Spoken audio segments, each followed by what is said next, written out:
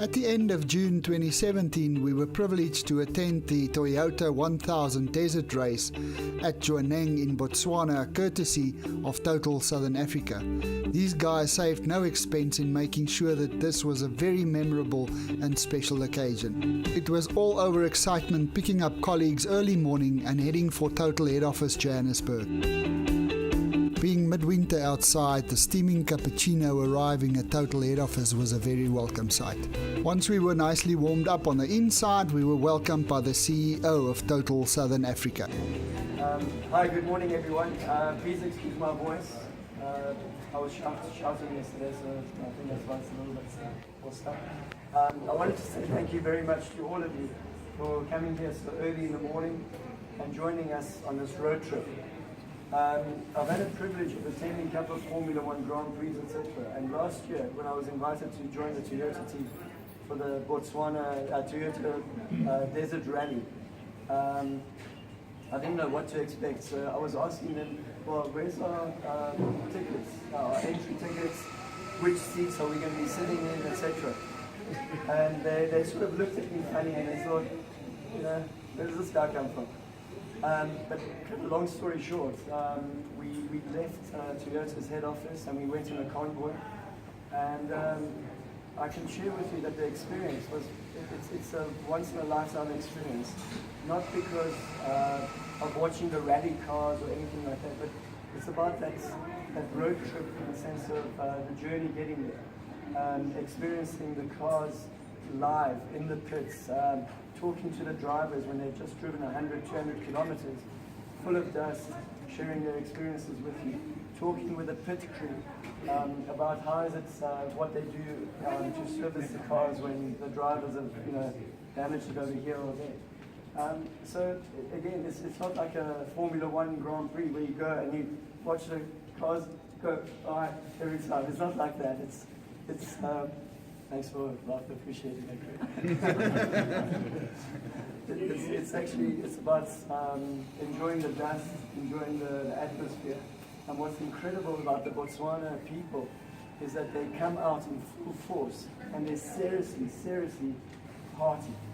So when you go to bed at 9, 10 o'clock, etc., 9:30. You'll be hearing all the party going on right through the night, and then don't be shocked when you see the locals at 7 o'clock in the morning with a drink in their hand, because I'm not gonna tell you what Chris has organised, etc. But he's really worked exceptionally hard. And the rest of my team, especially Andre as well, in organising this event. And the key thing that I want to say is that we've got plenty of time to drive there. Safety on the road is number one and it's paramount. And if you feel your driver, like such as Guy, is driving too fast because he thinks he's in a rally car, please tap him on the shoulder and tell him to calm down and to slow down. He's a great guy. Yeah. Guy must be in the front and you in the back. So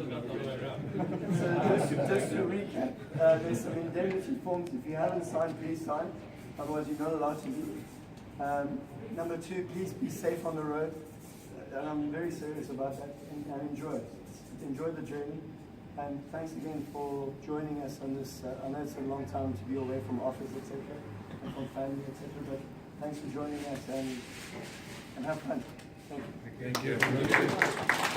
Not much, guys. Firstly, I'm going to, as you don't know, we've got some very knowledgeable people here with us. So if for any questions, Bernard next door, who's heavy journalist and allerlei goede, natuurlijk about running.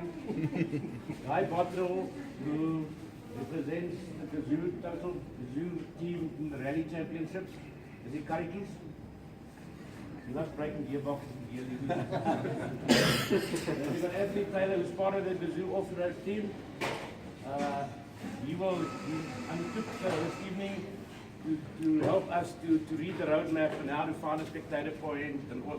And he's won the race how many times? He's won this race twice before, so You got all the questions. As Camille said, I'll talk to the drivers afterwards. You must be at Johaneng at 4 o'clock this afternoon. So you don't have to try and catch Anthony or Guy. You got time, be safe. We're not traveling in a convoy. There's no ways in hell that I can look after 12 cars. And what happens in a convoy, the traffic light turns red, the guy skips it, so he stays in the convoy. Okay? We've broken up into teams. The drivers, the social driver that's in charge of 1 or 2 cars, they will look after you. I'll explain them what to do. So on your own time, like me, as a smoker, I'm going to suffer a little bit of it. But the ladies, you want to go to the loo, stop your driver, go to the loo. We've got time. Honestly, we're going to Zeres where we'll fill up. We will have lunch. Not everybody together. As you get there with your team, you go, you have lunch. The total host will make sure your car gets filled up. And I think you can go. Don't go any further than the starters on the menu, please. Some meals are very stingy, guy. You didn't even hear that. Sorry, what? I said they can't go further than the starter menu because you're a very stingy guy. But I love spending his money, so I'll take that after we get back on Monday. Okay, so guys, get your stuff. The drivers who you with, there is a list here somewhere. Get your stuff in the car, and after the second drivers, and the car from here.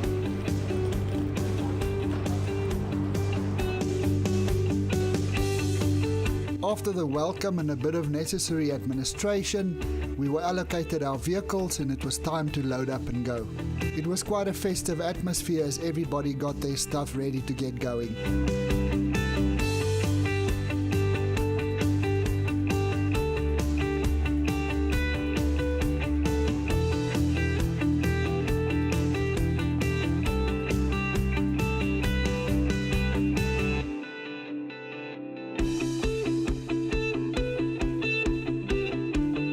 Finally, it was time to hit the road, but there was no rush. We had the whole day to cover the 507 kilometers to Johaneng.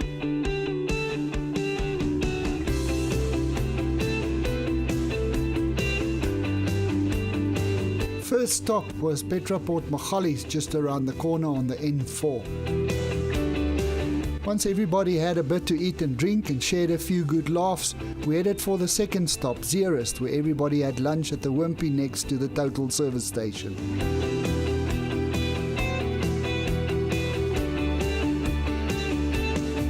Fueling up our vehicles at the Total service station, we ran into a group of spectators on motorcycles, also on their way to the desert race. Once we crossed the border, it was the final leg of our journey to Johaneng. Being VIP customers of Total Southern Africa, we had access to the pits area, and we decided to go and share in the excitement and getting ready for the start of the big race the next day. Back at our camp, everybody was in high spirit, enjoying a few drinks and sharing their expectations of the first day of the race the next day. Everybody was up early the next morning, all excited for the first day of the race. There was a choice of going to a control point on the circuit or spending the day at the start, finish and pits area. We decided to visit the start until all the teams were on the road and then spend the rest of the day visiting the teams in the pits area.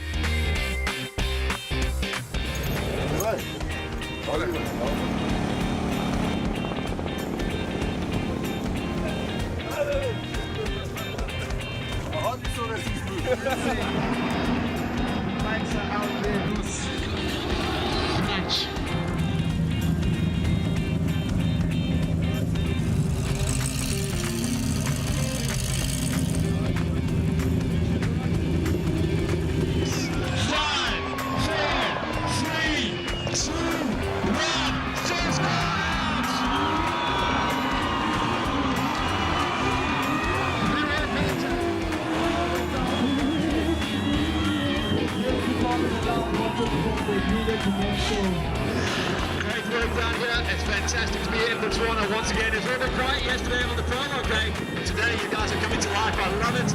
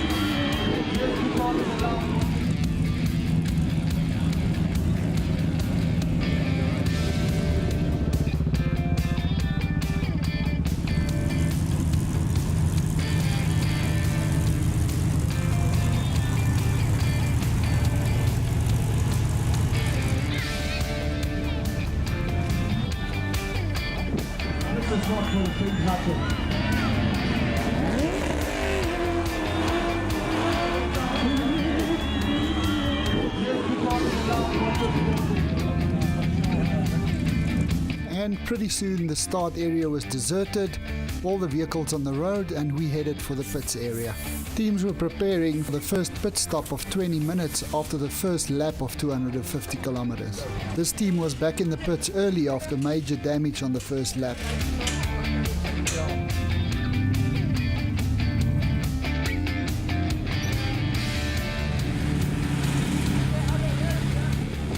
The Botswana police kept a watchful eye to ensure everything remained peaceful.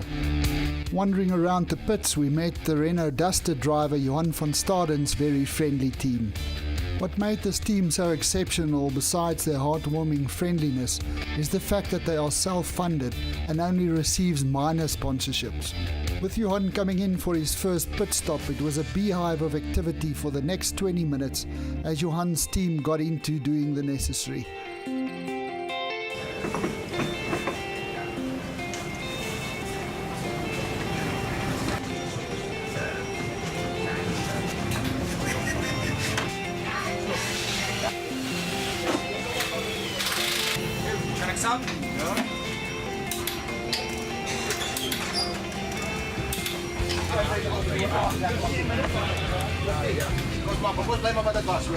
Actually, the right-hand instruction is to the one panel off, and I said to Mike, we sort of have to bring it down. You're coming out of high-speed sections into those spikes. There's actually no road. Hopefully it will be better now when the whole field's going through. So maybe the N1 is open this afternoon. But tight, technical, really challenging desert race. I like the new terrain because there's a little couple of sections that we can still remember from last year. So the 80% story was good. We're happy with that. The vehicle is good, with the exception of a bit of a bumper bashing with my friend Gary, but it happens. We stopped, I stopped too late, the same stop, and the speed's not the same, so it happens. Then I'll apologize for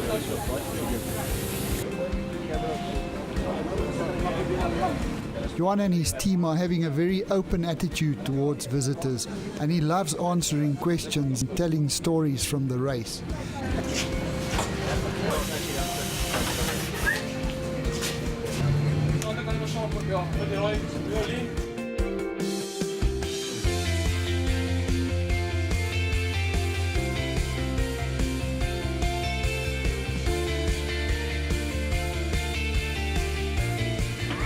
Mike, jullie elfproducten werken maar mooi, hè? De elfproduct works great!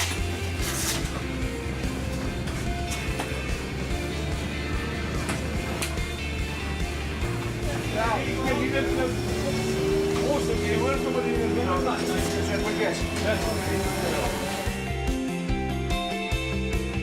20 minutes was over in a rush, and it was time for the second lap of 250 kilometers, the final lap for day one of the race.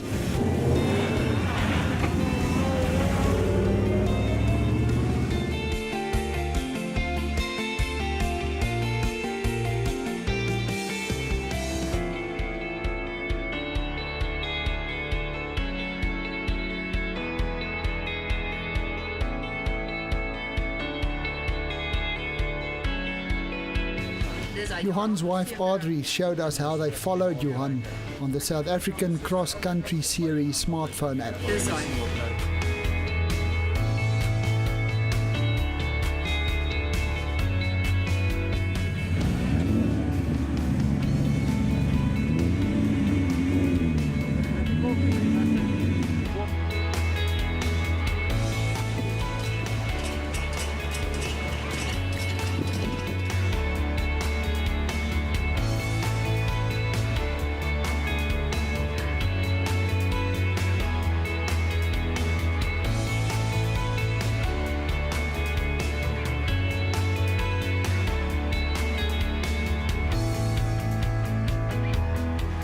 As racing for day one was done, we spent time with Johan and his crew and listened to his tales from Dakar races from prior years. Keep going, keep going, keep going, keep going. En dat is gewerkt. De volgende dag zeg ik van, mag je aircon eruit? Kijk onderin. Is er neer. Het gaat niet gebeuren. Die volgende 14 dagen op jouw dak, daar heeft hij neer. Zo, haal je er goed alles uit. Gooi het weg. Je moet eerst terug van de uitzien. Dus nou enige krijg dat van vooraf draait, weet van die. Draai trek. Ja, maar niet bijna genoeg niet. En toen als hij dakkie verloor, die dakkie krijg je positive pressure. Dus wat ook gebeuren, dan stop uit. Stoppen. Je moet die positive pressure kunnen, dan hou je stof uit. Zo dan kom je stof in, stof in, stof in. Die aircon is allemaal half zo laaf en een ziekie. Want dus, en dan kijk, hij kan zien, zo jij van dik, niks. Het is carbon composite. Die stal. Alles slaan, ons het zo heat shield of goed of op. Het wordt zo warm dat wanneer je opzet krijgt. Loop je in de sauna zitten? Ja. Zit er niet.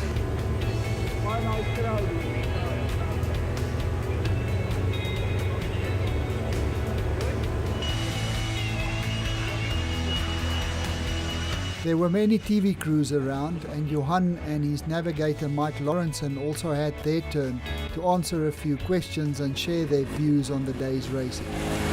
Johan is so passionate about the sport, and he just loves sharing stories from this and previous races. Wat van 'n kamp gemaak het. So Vrydag ging nou verby na die Proudok. Ons het 'n loop uit, vier uit gery. So jy gaan 4 keer by dieselfde plek. Dit is 'n lang karakter. So dis eintlik great. So hulle dan gebeur hierdie reis complicated. Bikes donderdag al begin. Kar uit die Vrydag.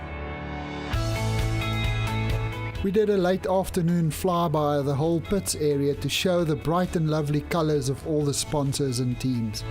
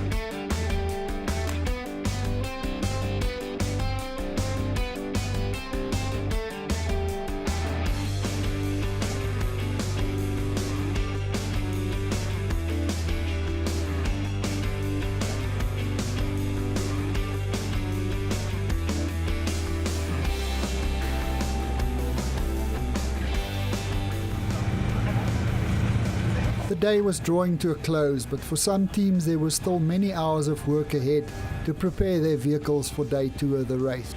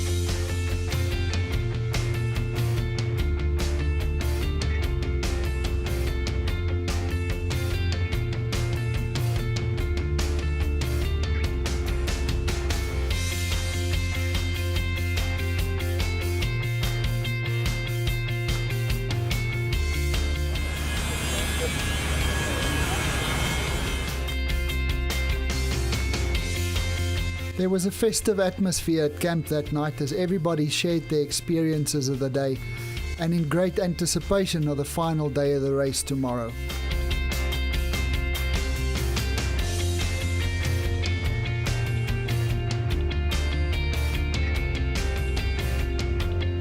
Up early again the next morning and an electric vibe around the breakfast tables as everybody was looking forward to the final day of racing. Traffic was hectic and in some places came to a complete standstill as the public scrambled to get to various spots on the circuit.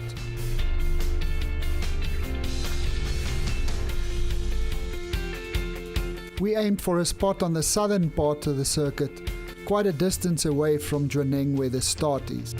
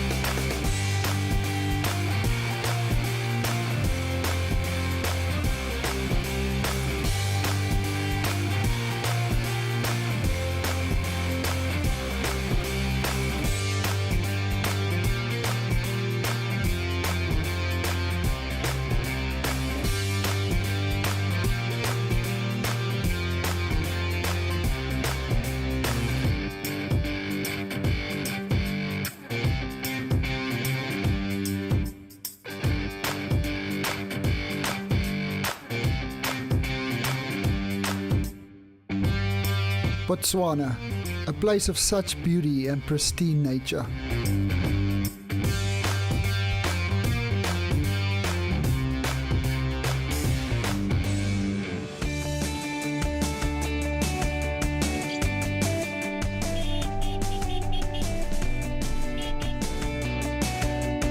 Once all the vehicles had gone through, it was time to head back to Jwaneng to see the finish of the race. But we were in no rush. We made frequent stops to wet our throats in this dry and thirsty country. This in itself made for a lot of fun. The day was a journey, not a destination. Finally, we arrived at the finish. The atmosphere was electric as spectators witnessed the teams finish one after the other.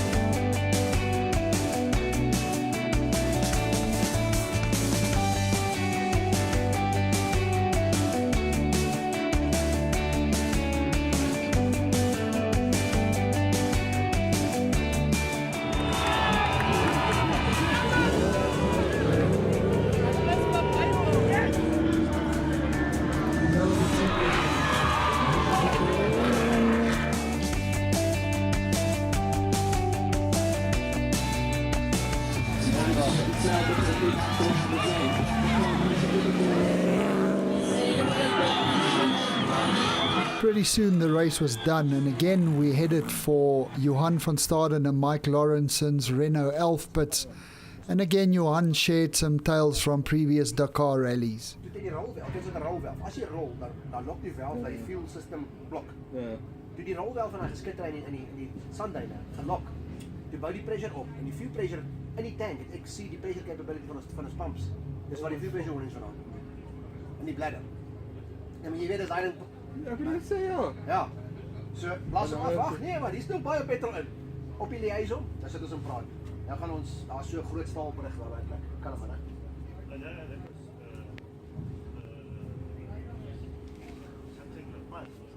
Pas must be stopped. It's in that mountain range with a big steel bow. In any case, a steel block, alles. Ek sê vir hom, Mike, ja, as elke dag so is, tot die einde van die Dakar, ek jy vet moet ek weet. Ek sê nee, ek het myself voorberei, maar ek het nie geweet ek gaan so pak slaag kry nie. Sê nee, so maar, die volgende dag. Was dit toe julle eerste een? Tweede een. Die tweede een. Die tweede dag, né? Sê kom, derde dag. En dis dag 1 was 'n breeze. So dis 'n qualifier, kort stukkies. 174 km. Niks. Daai een het vir jou uitgehaal. Volgende dag is 'n lekker stage. Dan begin ons oplet by die eetsaal. As daai piete, pasta en macaroni kaas en lasagne uitsit. Dan sê ek kom bring hy ook môre het ons moontlikheid. Ek stroesbok die hele Dakar deur. As ons sien as gaan goed op, dan gaan eet ons 2 keer. Ons eet nou, dan gaan kom ons weet gaan eet ons dat hy lekker carbohydrates. Ja. Dan sê kom ons gaan hy boek weer. Want môre kyk, maar môre het ons moontlikheid. En dan is dit reg. Jy berei jouself net die vooraf. The last night we had a very beautiful and memorable supper with the total team, and early the next morning it was time to head home. Thank you Total South Africa, we had such a great time. We're already looking forward to next year's race.